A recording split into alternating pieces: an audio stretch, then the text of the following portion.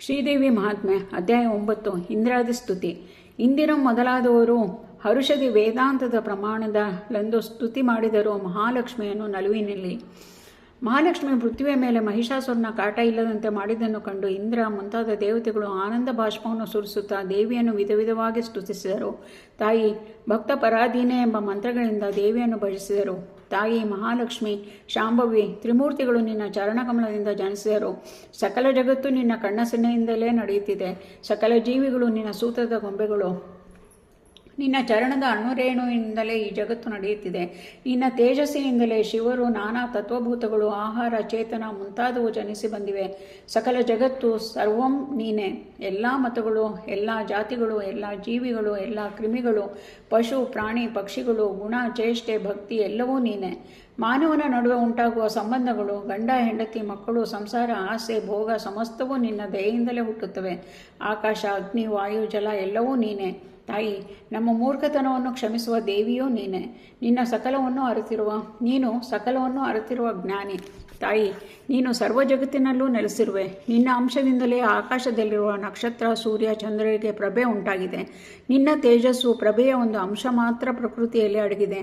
ನೀನು ಸರ್ವಸಾಕ್ಷಿ. ನೀನು ಪಂಚಭೂತ, ಸರ್ವಚೇತನಗಳಲ್ಲಿ ನೆಲೆಸಿರುವೆ.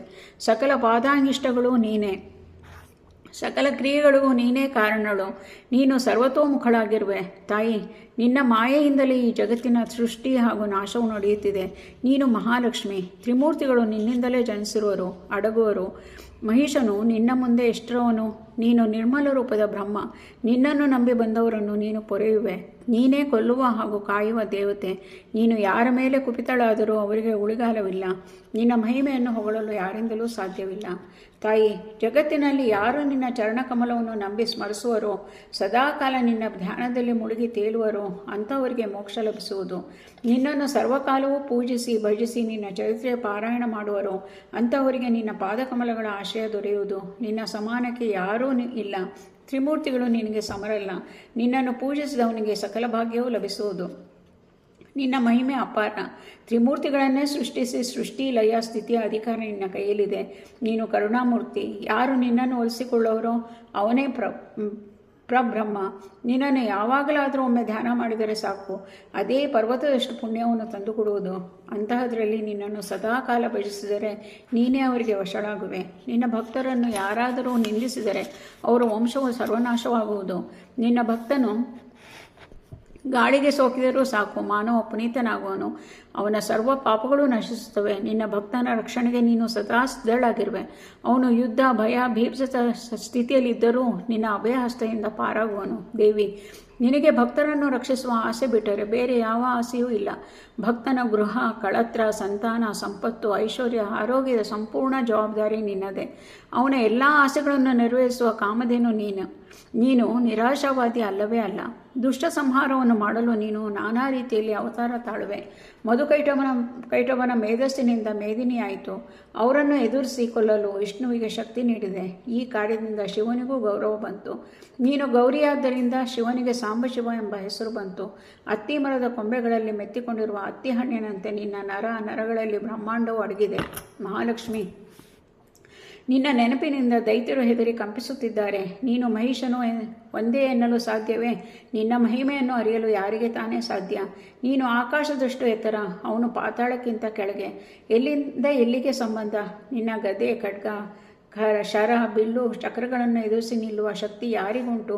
ನಿನ್ನ ಶೌರ್ಯ, ಪರಾಕ್ರಮ, ಉಗ್ರತೆಗೆ ಸಮವಾಗಿ ನಿಲ್ಲುವ ಧೈರ್ಯ ಈ ಜಗತ್ತಿನಲ್ಲಿ ಯಾರಿಗೂ ಇಲ್ಲ. ನೀನು ಜಗತ್ತಿನ ಸೃಷ್ಟಿಕರ್ತಳು. ನಿನ್ನ ರೂಪವನ್ನು ವರ್ಣಿಸುವ ಶಕ್ತಿ ನಮಗಿಲ್ಲ ದೇವಿ.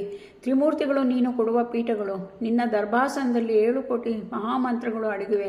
ನಿನ್ನ ಹಾಸಿಗೆ ಪಂಚಪ್ರೇತಗಳಿಂದ ಕೂಡಿದೆ. ವಿಷ್ಣು, ಶಿವ, ಬ್ರಹ್ಮರಿಗೆ ನೀನೇ ಮಾತೆ. ನಿನ್ನ ಮುಖದ ತೇಜಸ್ಸು, ಕಣ್ಣುಗಳ ಕಾಂತಿ, ಓಲೆಯ ಪ್ರಭೆ, ಮೂಗುತಿಯ ಬೆಳಕು, ಮುತ್ತು ರತ್ನಗಳ ಸೊಗಸು, ಕಿರೀಟದ ಸೌಂದರ್ಯವನ್ನು ಕಂಡವನೇ ಪುಣ್ಯವಂತ. ನಿನ್ನನ್ನು ಕಾಣಲು ಕೋಟಿ ಕೋಟಿ ಯಜ್ಞಗಳನ್ನು ಮಾಡಿದರೂ ಫಲಿತಾಂಶ ಶೂನ್ಯ. ಜಪ, ಧ್ಯಾನ, ಸ್ತೋತ್ರ ಮಾಡಿದರೂ ಭಾಗ್ಯ ಲಭಿಸದು.